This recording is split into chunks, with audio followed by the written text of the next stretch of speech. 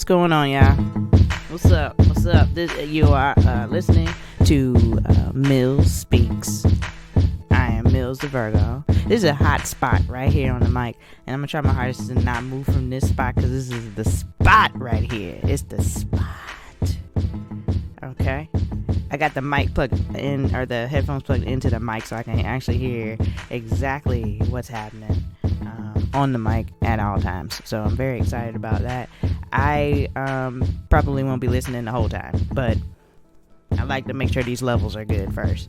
So, listen, it's Friday, January the 31st. Listen, January's been a motherfucker, okay? It's been a motherfucker, and it really wasn't that bad until this week, for me. Alright. So, as we all know, on Sunday, Kobe Bean Bryant passed away. Jesus. Ugh. So Kobe passed away in a helicopter accident. To be able to even say these words without getting my voice quakery, okay, the shaky voice, it took a couple of days. I'm not gonna lie to you. So Sunday I was asleep. No real sports going on until late in the day, 3 o'clock. So I went to sleep. I told Alexa to wake me up at 3 o'clock. I had to say it like that because she's sitting right next to me, and if I say it out loud, then she's gonna light up, and it's gonna be a situation. But so I set the alarm. I got up. And then I think I fell back asleep, woke up at 3:05 and said, okay, fine, Pro Bowl's on, let's turn the TV on, right? Did that. As soon as I turned the TV on, I got like a breaking news thing, right? And I'm just like, well, what the hell did Trump do now? Yeah? I'm like, what the fuck did y'all raggedy ass president do now? Okay? But I'm trying to see about these boys in this football game that doesn't matter, right? Well, the news wasn't about Trump this time. The news was about Kobe. They flashed a little caption down there, and my heart literally sank all the way down to my stomach when I saw Kobe Bryant dead at 41, bruh. I just can't even understand. I can't understand. And, we don't ever understand these things, because if it were up to us, humans, everybody would probably live forever, right? Overpopulated, we won't have enough space on Earth, right? It's a process, and it's a necessary thing, death. But when it's so sudden, when it's an accident, a clear accident, then you heard there was 5 people on the plane, which ended up being 9 others, right? Okay, but then it's Kobe and 13-year-old daughter, and then 13-year-old friends and family of the teenagers, and they're all going to this game, the tournament. They're sitting there waiting on them to arrive. Everybody's there. They're waiting on Kobe and Gianna and these other players to come. I think another coach was on the helicopter, and then some parents was on the helicopter.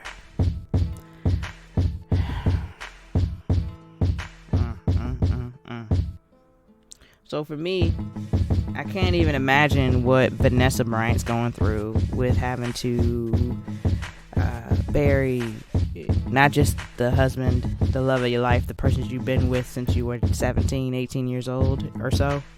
And then that seems bad enough, but what's actually worse is having to bury a child, I would imagine. That's terrifying. Y'all woke up as a family of 6, and y'all went to bed as a family of 4. Now that's fucked up. So I'm not trying to be super sad here. I just know that it was a process for me to be like this, because I was hurt, okay? Like, immediately heard the news, crying hurt. Monday was a fucked up day, just in general, like, not even have anything to do with this, but like just in general, it just didn't feel like a day that needed to be. You know what I mean? Like, everybody at work was kind of like, ugh. You know what I mean? It was rough. And then, of course, we're still getting news information. We're still getting all the coverage. And, the helicopter should have been downed. And it was foggy. And this and that and this. And there was no black box. And, and then they're showing the coverage of the basketball players that had to play during this time. And these guys are breaking down on the court, sitting on the bench, can't keep their shit together.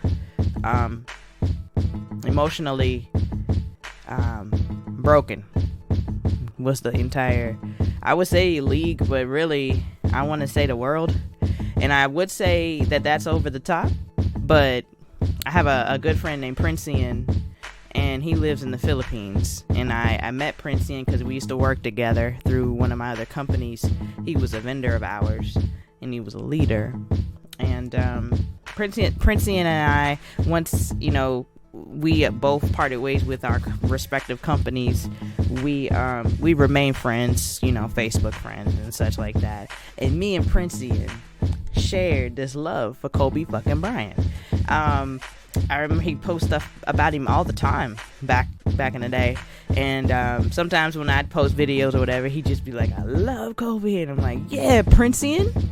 And Princian was completely heartbroken. Like, he was so heartbroken, man. It was ridiculous. Like, he's just posting every day. He's posting murals that's popping up in Manila and different parts of the Philippines. They've done this huge court mural. It's a basketball court, but they did the mural on it on the blacktop, and it's a beautiful portrait of Kobe.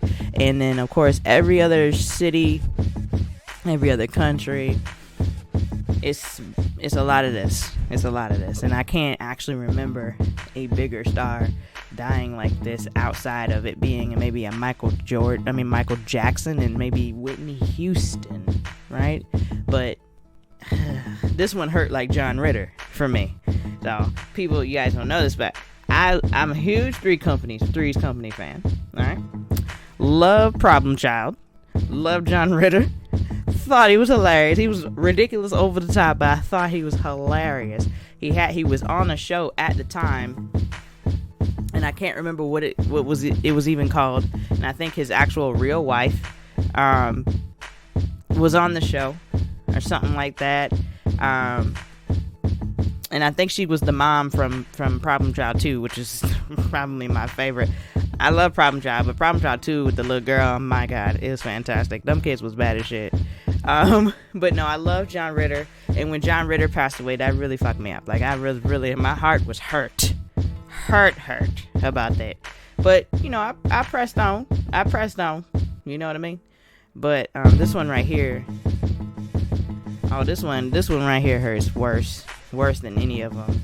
This one hurts worse than even when I found out about Aaliyah back in 2001, because she was my absolute fave. This hurts worse than that. And I think the main reason why it hurts the way that it does and people are taking it so hard is not just because he was a fantastic basketball player, and not because he was a fucking killer out here, not because he worked harder than everybody and their fucking mother, not because of any of that. It was because we had an opportunity to see the transformation between the quote asshole killer, right? All I want to do is win, that's all I give a fuck about guy, right? We got to see that guy transform into what we knew Kobe Bryant to be the past several years. A teacher, a mentor, you know what I'm saying? A coach, you know what I'm saying? And then, of course, he's always been a daddy's, I was going to say a daddy's girl, but always a girl dad, always a good girl dad. And if you guys don't understand what the girl dad is, the hashtag girl dad is a movement going on. You probably have seen your favorite male celebrities or friends or whatever posting pictures with them and their daughters with the hashtag girl dad, because Elle Duncan did a fantastic piece on Kobe, basically talking about how when she first met him, they had a discussion about, you think you want to have, more kids, and he was basically like, yeah, and, wifey wants to try for a boy or whatever. and they joked that they would get, have another girl, and she was like, well, what would you do if you had another girl? And he was like, I'd have 5 more girls if I could, or whatever. And then, the girl dad moniker was born. Okay. So if you haven't seen that, check that out on YouTube. I think you can catch that video on YouTube. I tried looking on Instagram on her page in various places, but I couldn't find it anywhere. So maybe they took it off, but it's definitely on YouTube. But yeah, man, it's hard for me. So tonight is the first time the Lakers are playing again. They've completely revamped the floor. I mean, I'm so excited for this. It's 6:50 p.m. right now. The game starts at 10, so I've got a little less than 4 hours to go to wait on this game. Or I guess a little over 3 hours. Let's just cut it down. And I'm really excited. I'm gonna put on my Kobe jersey. Yes, I am. I'm gonna sit here, and I'm probably gonna shed some tears tonight. And I pray this will be the last time until the, I'm sure, publicized funeral. And I really hope that it's not like the Nipsey Hussle ones and the Aretha Franklin. You see what I'm saying? Like, it's like he deserves all of that. So let's not get it twisted. But I just kind of hope it's not like that. But I just kind of feel like it's going to be, and it has to be, because it'll probably be in the Staples Center. Although, Vanessa and her family are extremely religious. They're Catholic, if I'm not mistaken. And I remember during the time when Kobe was trying to make sure that she didn't leave. And he bought her like a church. He bought her a church, like for her mom or some crazy shit like that. So like they're heavy into religion, and for a long time I didn't like Kobe Bryant. I didn't like Kobe Bryant. I was younger. I had multiple issues with Kobe. I wasn't a basketball fan, so I didn't stand out for like Michael Jordan, but I was aware of who he was. I knew that he was supposedly the greatest, and I knew that the niggas at school always had all of the sneakers, right? That's what I knew for the most part about all of that shit. So for me, when Kobe first came out, in the way that he was fairly arrogant. He was just he's a young man trying to find his way. But as a person who was also a young person, I couldn't see that that's the type of work ethic, that prowess that takes to be successful, because I was just too young. Nobody knows that. So I didn't actually start liking Kobe or the Lakers until, I want to say 2008, because I believe that was the year that Kobe asked for a trade to the Clippers. I don't know what the fuck was going on that year. All I know is Kobe was like, get me the fuck out of here. I want out. I'll go to the worst team in the league, but I gotta get out of here. And that was the year, if I'm not mistaken, that he pulled through and, won the championship. And when I saw that, I remembered back to, it was like December. And I remember when he requested the trade very publicly. I remember the press conference and everything. And I sat there while I was watching ESPN, and I was like, wow, Kobe, you really trying to leave the Lakers? You know what I mean? And so just to put it in perspective, so Kobe was always in the background, of my life, sports life, that is. And so I didn't have an opinion one way or the other at that time about him. You know what I mean? Shaq had left.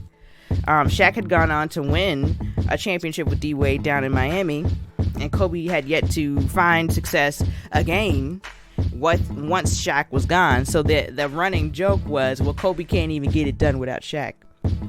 Excuse me. Kobe ran Shaq out of LA, and now he can't win. Right? That was the whole narrative. That was what everybody assumed. That was what the situation looked like. But quite frankly, it was the opposite. It was the opposite. And I can really respect and appreciate the way that shit went down. Because at the end of the day, yeah, y'all should have stayed together. Yeah, y'all should have had 10 championships. Literally 10. Yes, y'all should have. Absolutely, you should have. But you know what? Egos. You know what I mean? So it's just unfortunate. But so that year turned into me saying, well, damn, I like Kobe. Wow, Kobe actually fucking puts in the work. And if I'm not mistaken, let's see, I want to say they didn't even win that year. I want to say they took their asses to the damn playoffs that year and got to the finals. I want to say they did that. And yeah, no, I'm correct. It was 2009 when they won it. And so that means it was December of 2008 when his ass sat up there saying he wanted a goddamn trade. And that had to be the year after they lost to the Boston Celtics. That was the very first year that Boston's big three was together. So that was Kevin Garnett, that was Ray Allen, and then that was Paul Pierce. Okay, they were together. First time that this shit had been put together like this. Okay, and they won. They won the first year, and I remember they beat Kobe, and I watched that game, and I said, damn, y'all niggas really almost had that. And Kobe was such a beast in that shit. And I think they had like a show called The Association, and they showed the Lakers that season, and they showed how Kobe requested that trade, and then they started working and they started playing well and stuff, and he started developing that relationship with Pau Gasol, and he started getting Andrew Bynum together, Lamar Odom and motherfucking Derek Fisher was right, and Matt Barnes and Shannon Brown was coming off the fucking bench. Like it was just next level. So the next year, after they had lost, I was all in. I said, okay, I'm really, really all in on this. I said, all right, well, let me see what they do. So they got to the finals again.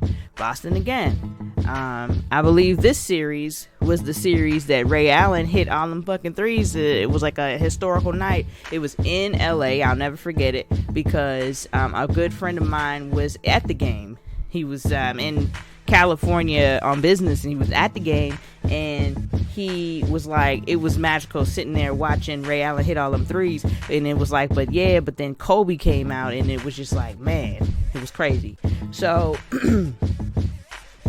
so I gained respect as a Virgo would. Virgos respect hard work and dedication and getting it done. There's a school that one of my favorite Virgos created, and it's the school of getting it done. And her name was Bonnie King, and I believe she's gotten remarried now. I can't remember her new last name, but it's the Bonnie King School of Getting It Done. And what that really was at our job, if we had crunch time, we had 30 minutes to get some shit out, and it was an unfeasible amount of widgets that we had to hit. Bonnie King never met a challenge that she could not motherfucking handle, and we always met the goddamn goal. We always did. I don't give a damn what kind of stress you was under to get that push. We always met, because there's something in a Virgo that says we gotta get this shit together right fucking now. Okay, it does come off as arrogance. It does come off as like super confident. It's really not. It's simply put trying to get it done, and get it done the best way possible, which is normally the most efficient way. We don't want to work any other way but efficiently. So I immediately respected the fuck out of Kobe and said, man, they sat here and said this man was like this. There's no way he was like that. That man was trying to work. I said, no wonder nobody likes you, because you trying to get a motherfucking ring again. And they out here trying to play. They playing. Oh. I had a friend who didn't like Kobe because she was just like, you don't have to be an asshole to be successful. And, that's spoken like a person who's not successful. Right? Like, actually, you do have to be an asshole to be successful. You have to be on your shit constantly. You have to make sure that nobody's fucking you over. Nobody's taking advantage of you. You gotta make sure that you're being heard at all fucking times, because nobody has time for miscommunications. I'd rather make sure you hear me rather than think you did and then we've got confusion later. Fuck all that. I'll clear it up, right? It's just a way. It's a way to go about being. It's not even I'm set out to be an asshole today or a bitch today, right? It's just the way to be. Specifically speaking, if you watch the Homecoming documentary from Beyonce on Netflix, there was a point in which they had a meeting and B was like, I'm not giving you guys no more motherfucking notes. You haven't taken the first notes, so what's the point of giving you more notes? I'm not giving you new notes. You got the same old notes. Take the notes and improve upon that, and don't come back here until it's improved upon. I mean, what's the problem here? Right? The same exact way. Same exact way. I had more of this attitude and more of this vibe when I was a vendor manager at my previous job, because I had to be. I was the face. I was the person who was in charge of the vendors. Any problems, they came to me. Any great things, they came to me. So I was responsible. I was held accountable, and in turn, I had to hold the vendors accountable, and I had to hold management accountable when they were fucking up. And so I got a great, a bit of a reputation around the job as kind of hard, and if you talk to me, you better have your shit together. Well, I'm not 100% mad at that. Now, some people would come off and say, because I've been called these things, the same things that people call Kobe. I've been called arrogant. I've been called conceited. I've been called an asshole. I've been called a bitch. I've been called all of these things. I really don't give a shit, because at the end of the day, I'm trying to get it done. Okay? I'm trying to get it done. That's just that. I don't give a fuck. So, overall, I don't have to be a jerk to you, period. I don't have to be. I'm not trying to be. But when, we put a plan in motion and then all of a sudden there's confusion, now I gotta wonder, should I have even put a plan together with your ass? You see what I'm saying?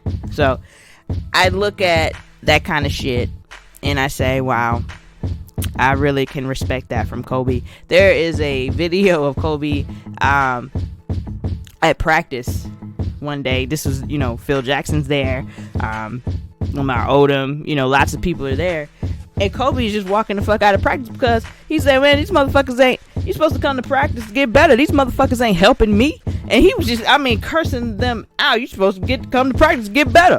Oh shit. Listen, I want you to find that video too. That's the dopest shit I ever seen in my life.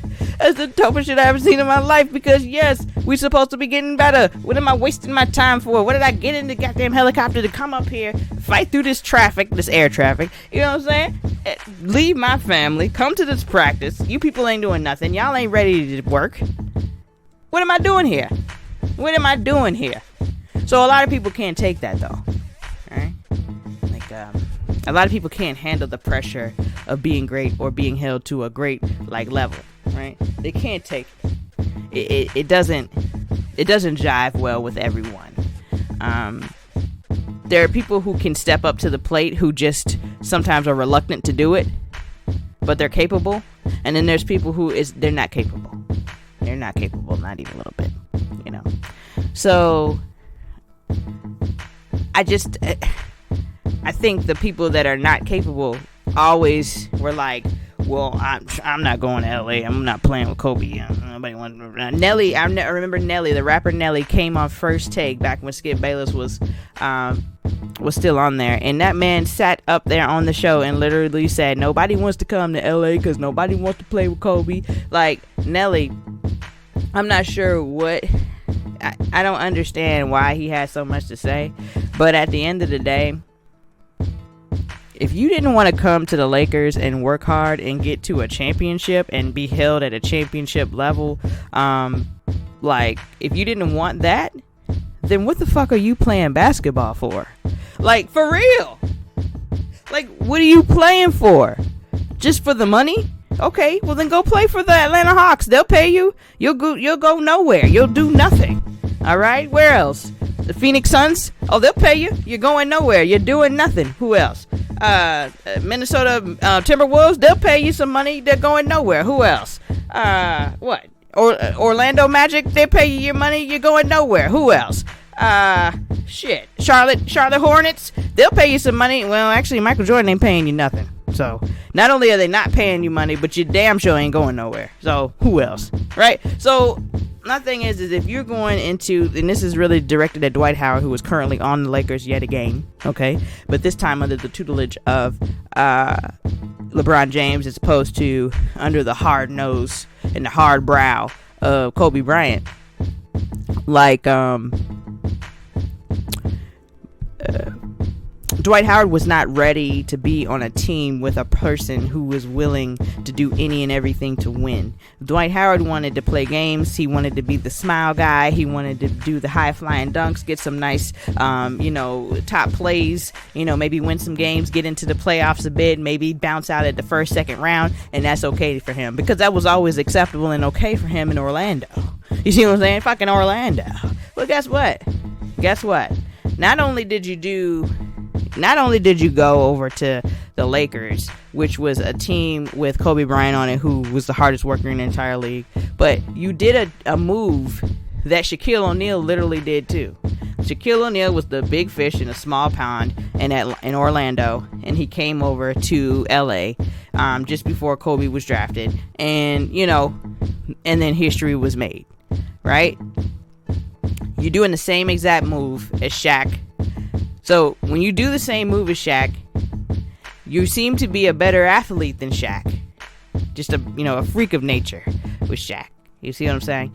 And you're coming to a team with a killer like Kobe. The expectation is that you not come over here and be a pussy. You see? But that's exactly what he did. His entire pussy fell out, and Kobe punked him on a regular basis. They were mad and not playing and not talking for a long time. There were situations and times where him and Kobe were on the same page. They won decent games and shit. They ended up getting to the playoffs. That was the third year. The year in which, if they would have won, it would have been a second three-peat for Kobe Bryant, and then ultimately a fourth three-peat for Phil Jackson's ass. You know what I mean? So, so it just was a disappointing season when Dwight Howard came over there and played like a little pussy. So, that's when things kind of got worse. Kobe stayed on the team. He got his contract. He got his money. And then, that's when things kind of went from bad to worse. And they got a new coach. They got D'Antoni. They had Kobe out here doing literally every single thing. He pops his Achilles. Okay, damn. Pops his Achilles. All right, cool. He rehabs. Get better, gets better. Rehabs. And then he busts that shoulder up. Okay, goddamn. Right? So then here we go. Fast forward to 2016 is when Kobe had his last game. And in true Black Mamba fashion, he came out. He dropped 60 on you hoes. 60 on you hoes. And then told you Mamba out. Okay? And then from that moment, we started seeing the transformation, the evolution of a man. The first cool thing was he wrote a book. Then he did a film. He won an Oscar. You know what I'm saying? Then he said, okay, maybe coaching is the move, because his little girl was getting old enough to play and stuff. So now coaching is the move. The Mamba tournament thing, or the foundation or whatever, is fantastic. I hope that continues on, because young girls needed that kind of attention. Young girls needed that kind of support to say, you know what? You guys are the shit too, and I can teach you how to be great.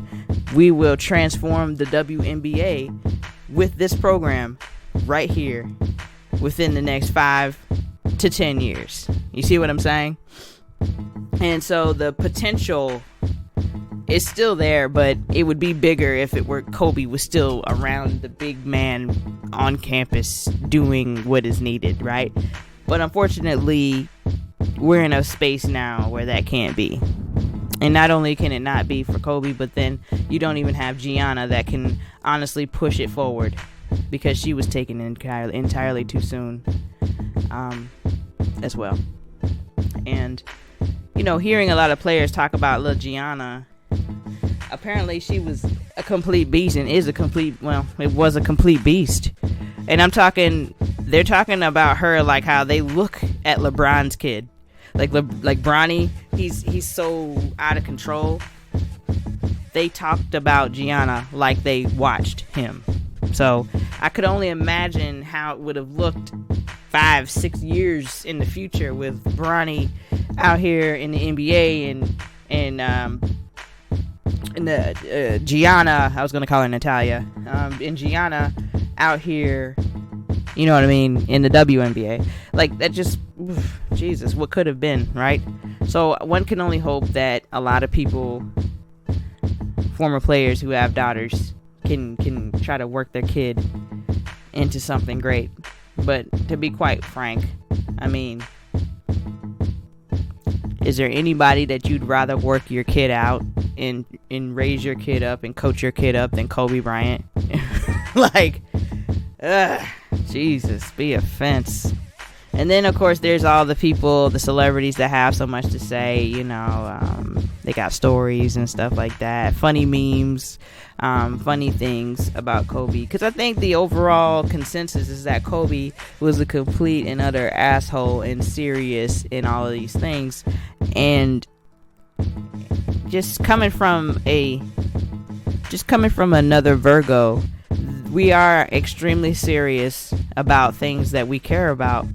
But on the flip side, we love being goofy, lovable, and calm. Like, it's not one or the other with us. With us, that's how I'm feeling right now, right? You know what I mean? So I just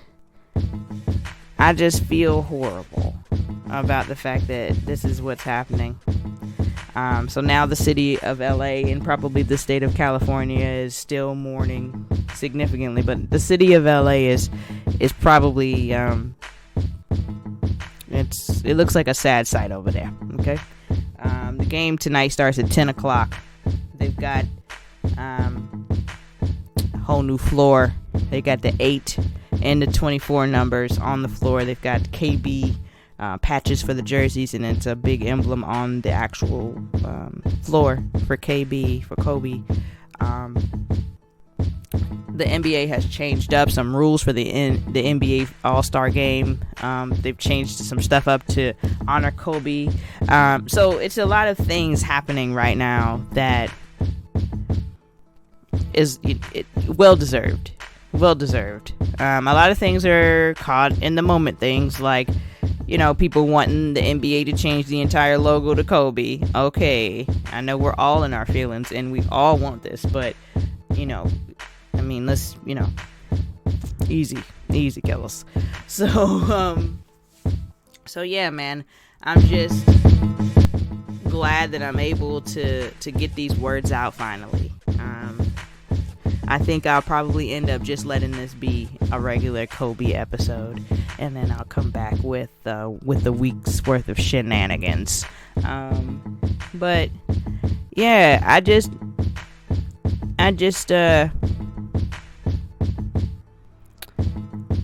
it just makes you look at life a little bit differently at times. And for me, I was telling my friends that I've got high anxiety right now, because for me, I always look at stuff like that, like, you can't even help that, like, car accidents and, things like that, other transportation accidents, like, you're like, okay, you can get into that accident and then you can totally not die, right? But a plane or helicopter, any type of aircraft, that motherfucker comes down, it's certain death. There's no ifs, ands, or buts about it. And yeah, man, that's extremely scary and stressful for me.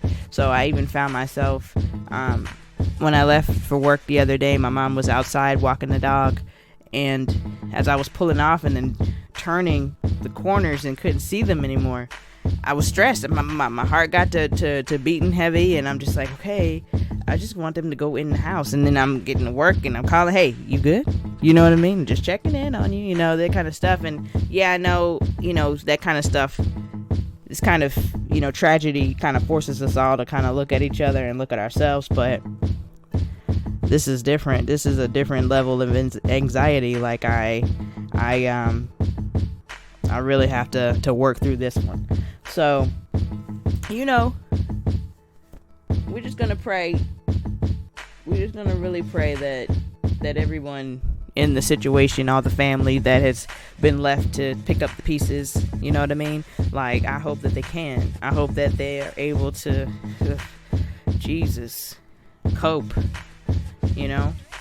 Kobe's family, his wife and his eldest daughter are the ones that are having the hard time right now, right? Because the two youngest daughters, one's not even a 1-year-old and the other one is like 4. So the 4-year-old probably knows that something is wrong, but it's not like the grief that the oldest and then the wife is experiencing. So it's crazy. Then there was that family that had the mother, father, and daughter on there, and then there's like 2 other siblings. Oh my God. Can you imagine your mom, dad, and little sister dying? And then now you got to be an adult now? You got to grow up? Jesus. Be with all these people. Be with all the family. Comfort them. Because I tell you, this is hard. So I think I'm going to wrap it up right there. I do have mixed feelings about some things that are being reported. We all know Kobe had issues in Denver, right? We all know this because this was public knowledge. This was news actually at the time. So Kobe was accused of rape and settled out of court.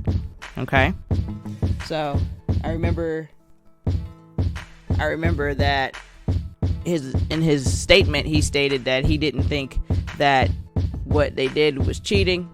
What he did was rape, or that he was the aggressor in the situation. But clearly she felt that way, and for that, he wanted to go ahead and apologize. So I think at that time I probably would have been like, man, what kind of fucking apology is that? And even right now I'm probably looking like, man, what kind of stuff is this? But I look at things not in a vacuum, but as they happen real time. And Kobe was 24 at the time? 24 and married, on the road, fucking around. So I really hope and pray that he didn't take advantage of that young lady in a malicious way, and that things were a miscommunication and misunderstanding. But I mean, realistically speaking, we know men, and men know better, right? So the question is, how do you cover that while you're showing respect for Kobe's life, right? Well, I don't think that you even have to worry about that, right? You could say that could be a footnote in the story of Kobe Bryant. That is something that truly happened. That woman that he, had to pay, that woman is out here still alive and seeing all of this coverage for Kobe Bryant and being, super. I'm sure she feels fucked up one way or the other, right?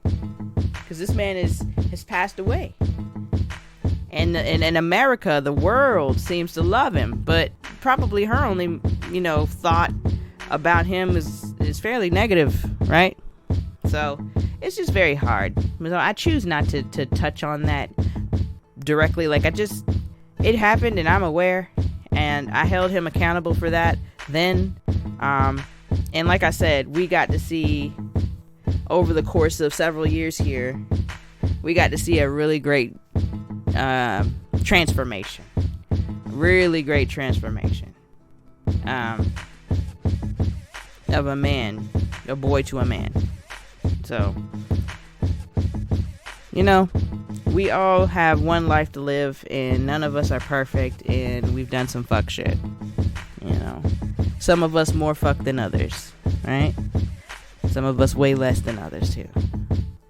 I don't condone anything that may have happened. At the same time, I'm not willingly trying to condemn that situation right now. Like, I'm not trying to put that first. I'm not trying to say, well, he was a rapist, like, that's just not my thing. I get it if it is your thing, but that's just not my thing. So there's that.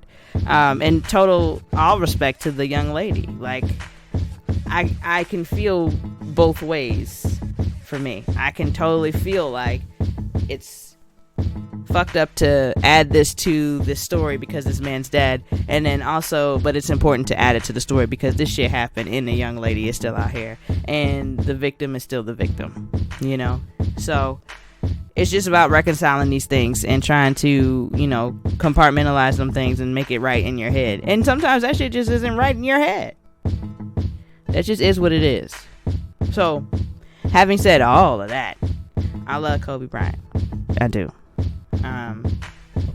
I understood Kobe more than I feel most people did. And that's just one of my favorite Virgos just out of here. So it's crazy. Lord, please protect Beyonce at all costs. Okay, please, because if they take Beyonce out, I just don't know what I'm gonna do. Okay, I mean, I have seen her live, so I do have that experience. But at the same time, no, she got kids too. Don't take her out, Jesus. So, but yeah. So I'm gonna wrap this up now. I'm gonna wrap it up now. Rest in peace, Kobe. Rest in peace, Gianna. Rest in peace to all of the other victims. If you give me just a moment, I want to show love to them all.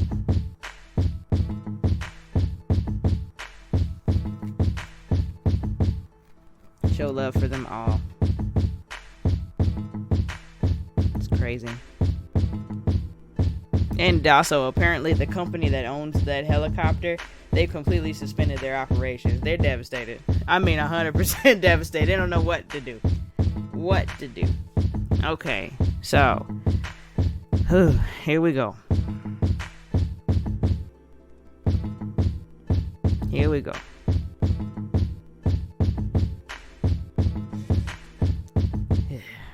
You got Gianna Bryant, 13. Peyton Chester, 13. Alyssa Altobelli, 14. Kelly Altobelli, 46. And Christina Mauser, 38. Then you have, of course, Kobe Bryant, 41. John Altobelli, 56. Sarah Chester, 45. And the pilot, Ira, who was 50. So yes, that's what we've got. And apparently, I guess it was yesterday or 2 days ago when they officially found all of the bodies, because it took a while. I think I was at work on Tuesday and my boss was like, they didn't find all the bodies yet? And I'm like, no way. Like, listen, it takes a while to get there. I said, first of all, it's on a whole hillside. You know what I'm saying? So, like, it's hard to get around there in the first place to even do this investigation. And, oh, God, and trying to find bodies or, dental work or DNA or anything like that. I mean, it's, Jesus. And it's just so sad because she does not even have bodies, like actual bodies to view, So literally the last time that she saw them is probably the last memory of them outside of these beautiful, beautiful pictures that have been going around social media and, such. So, my heart goes out to that family. My heart goes out to all of the families. And my heart goes out to all of the basketball fans who loved and respected Kobe Bryant and was waiting with bated breath to see what Mambacita was gonna do and all of that shit. Just like I'm waiting to see what Bronny does. I can't wait to see this kid play in college if he goes, or straight to an NBA. Like I'm really excited to see a lot of these people and their kids, come up. So, just hug your people, hold them tight. love on them as much as you can, because this life is not guaranteed. Word up. Alright, I'm out. Holla.